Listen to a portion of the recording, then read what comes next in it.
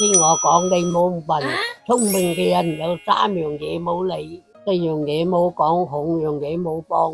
邊3樣嘢唔好理啊？首先你就冇理咁多閒事。聰明嘅人有個處世秘訣，唔理閒事，唔操閒心，然之後唔聲就發達噶咯。唔理人哋嘅閒事唔等於冷漠，而係有分寸。因為每個人嘅性格啊、經歷、生活環境都唔同嘅，遇到事情處理嘅方法肯定有自己嘅一套。我哋應該要尊重每個人嘅選擇。得閒理人哋嘅閒事，倒不如理掂自己，提升下自己仲好過。況且閒事理得多，對自己都冇好處。例如話曾國藩第4個細佬恃住曾國藩做大官喺鄉下，好中意幫人強出頭做嫁倆，好中意理埋啲閒事啊。結果閒事理得多，搞到自己操勞過度，病鬼咗。於是曾國藩就寫封家書去勸佢啦，收起你中意理閒事嘅心，得閒理閒事，倒不如得閒去種下花、養下魚，仲開心過。咁你身邊有冇中意理閒事嘅人呢？咁第二樣又唔好理乜呢？冇理人啲感情事嘅咧，冇做啲雞仔媒人啊！唔做中，唔做保，唔做媒人，3代好。做雞仔媒人，又或者喺人哋兩公婆情侶嘈交嘅時候，你做中間人，做和事佬，係最吃力不討好嘅。因為感情事係最難理得掂，最難講清楚嘅。你今日戥佢唔抵，幫佢講說話，鬧另外一個，聽日佢兩個又可能好似糖黐豆咁嘅。勸和勸分都係你嘅錯，裏外不是人。理得多呢啲感情事，自己都攰啊！再講啦，感情嘅嘢，人哋自己兩個最清楚嘅。尊重朋友嘅選擇，唔好理咁多，因為你理唔掂嘅。作為局外人都係唔好參和咁多啦。咁第3樣又唔好理乜呢？冇理人啲家事。家事呢樣嘢更加難理得掂啦。正所謂清官難斷家務事啊嘛。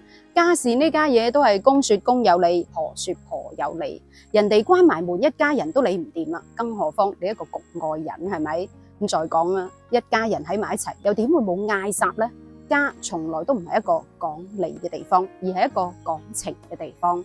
況且你干涉人哋嘅家事，睇落好似好好心，但係實際上喺度招惹是非。我哋冇能力去理，亦都冇權去理人哋家事。唔理人哋嘅家務事，唔對人哋嘅生活指點，係一個成年人基本嘅修養。咁4不說又有咩唔好講啊？第一樣就冇做大拋鑊。粵語嘅大拋鑊係指嗰啲吹水唔抹嘴、齋講唔做、空口講白話嘅人。呢一種人到頭來只會俾人覺得佢係無能，係個笑話，輕易講空話，輕易許下承諾、拍心口打包票嘅人，其實都係一啲冇自信嘅表現。與其得閒講空話，倒不如做實事。又或者喺自己未有把握之前，唔好急住去講，默默去做，等做成功咗先至講。真正聰明嘅人係唔會講空話嘅，只會少講嘢，多做實事。例如話你見到嗰啲田雞啊、鴿乸，平時呱呱咁叫，大家都嫌佢嘈、嫌佢煩，但係雞公就唔同啦，平時唔會點叫，但係一叫，大家都知道天光啦。所以平時唔好講空話，要講都講一啲有價值、有建設性嘅說話。咁第二樣又唔好講乜呢？冇拖水抹嘴，冇講狂話。粵語嘅吹水有傾偈嘅意思，亦都有吹牛說謊嘅意思。有一種人本事唔係好大，但係好吹得，好中意吹水嘅。但係吹得多嘅話，朋友就會越嚟越少，人哋就會反感噶咯。正所謂天狂必有雨，人狂必有禍啊！一個人經常講狂話，太過狂妄自大嘅話，最終只會失敗。經常吹水唔抹嘴講狂話嘅人，通常都係冇乜本事嘅。真正有本事嘅人係會好謙虛、好低調。所以話做人幾時都要低調啲、謙虛啲，做好自己就得噶啦。咁第3樣又唔好講乜啊？冇講怨話。人生在世又點會冇遇到困難同挫折呢？你怨得幾多至得噶？經常去抱怨嘅人，唔單止解決唔到問題，只會越怨就越衰。我哋唔好經常怨天尤人，亦都唔好到處傳播呢啲負能量喎。因為咁樣怨法怨得多，朋友就會越嚟越少噶啦。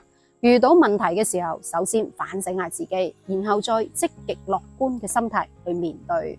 咁第4呢？唔好講嘅壞話啦。正所謂知人不必言行，有啲嘢真係唔使畫公仔畫出腸嘅吓，亦都係幫自己留翻個口德。謹言慎行係每一個成年人最基本嘅自律，我哋亦都冇必要去揭人哋傷疤，去攻擊人哋嘅短處，去講人是非，喺背後中傷人係損人不利己嘅事嚟嘅。咁五不幫又唔好幫乜啊？整強我哋就冇幫咯。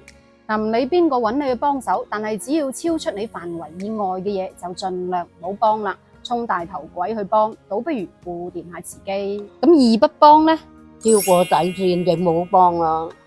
咁做人要有自己嘅底線同埋原則，幫人都要有分寸嘅。如果係叫你去幫一啲違背良心、違背道德或者係違法嘅忙嘅話，你就千祈唔好幫啦。咁第三又唔好幫乜呢？多謝一啲冇一句嘅你唔好幫啦。嗱，幫係人情，唔幫亦都係道理。有一啲人覺得人哋嘅付出只係理所當然，一味淨係識得索取，唔識得感恩。呢啲人呢啲忙，你最好就唔好幫啦。你幫佢，佢只會得寸進尺。咁第四樣又唔幫乜呢？夠金夠窮。一個人落難嘅時候，好應該幫佢一把嘅，亦都係幫自己積福啊嘛。但係如果一個不思進取、死蛇爛鱔嘅人，你幫佢，只會加重佢嘅依賴。呢一種人，佢自己唔自救，好難有人幫到佢。咁最後一樣又唔幫乜呢？超界嘅就冇幫啦。嗱，朋友之間係有界限嘅，但係涉及到人哋嘅家事私事，唔該你幫嘅嘢，你都去幫嘅話，咁就叫越界咯。到頭來只會變成多管閒事。所以話再好嘅關係都要有個界限，要有分寸嘅，學識三不管、四不說、五不幫，你嘅人生先至會更加清醒自在噶嘛。好啦，到最後輪到你講下，你平時有冇經常做雞仔媒人呢？知唔知雞仔媒人係咩意思呢？評論區話我知，我哋下一期再見，拜拜。